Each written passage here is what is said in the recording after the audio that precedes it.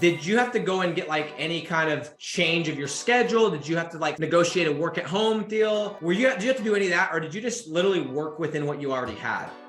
So I'm really lucky that my work is fully from home, which is great. I have an office with 3 screens, which is also the game. You got to have multiple monitors to crush it. It's so nice. So I have an office, standing desk. I have the full thing. So I'm really fortunate about that. For people who commute, I still think it's not an excuse because, and I'll tell you why. I wake up at 6 a.m. every morning and I do 3 hours on my business before I start at 9. I love it. 3 hours a day is what it took me to get my first deal. And like, I'm not working 8 hours on this a day. People think, oh, like I'm working a 9-hour job and then I got to do another 8 hours to like build it. No. 3 hours a day, that's what it took. So, and because you were focusing on sales though, instead of being like, oh, I'm going to rank a website in 2 years later. Now it's like, oh my gosh, now we got nothing. We got some, it's 100%. Like, it's about focusing on the right things during those 3 hours, right?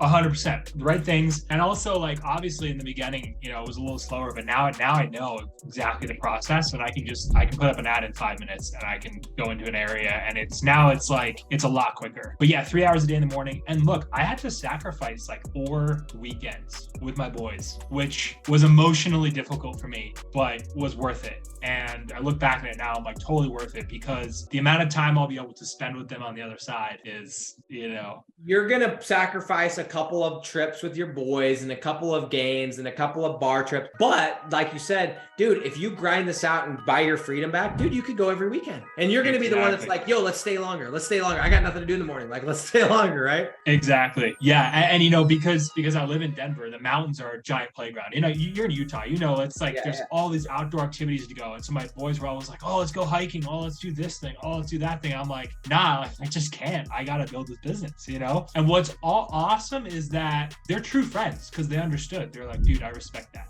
I respect that. Let me know when you got that deal, So, yeah. And like, they were happy when I got it. So it's like, people understand, especially if they're true friends, they're going to understand that you're sacrificing some time to pursue your goals and your dreams. So you spent 3 hours this morning on your business. How did you spend it? Like, dude, it's so crazy how much you can get done in 3 hours. If you just put on your headphones, turn on some rain music or some freaking like focus music and just, dude, you could get a lot done in 3 hours. I don't think people realize that. In fact, I would argue most people that work 8 hours probably didn't get as much as you got done this morning in 3 hours if you did what I thought you did or what I think you did. So walk us through an average, 6 to 9 a.m. for Ben Allen, AKA the Denver Savage. Also, keep in mind that I'm not perfect. I still procrastinate like most people. We all do. So even within that 3 hours, like not a full 3 hours of work, but it's still, I'm just trying to make a point here. Like even with procrastination, I was able to achieve it, right? Yeah. So, but basically the way that it works is I would get up, basically I'm a part of an accountability group in Digital Landlords, which is awesome. So I have an accountability tracker up and I say, what do I need to get done this week? What did I promise myself and the group that I would get done? Accountability is huge for me. So I look at that and I say, okay, what's the number one most important task? So this morning I was actually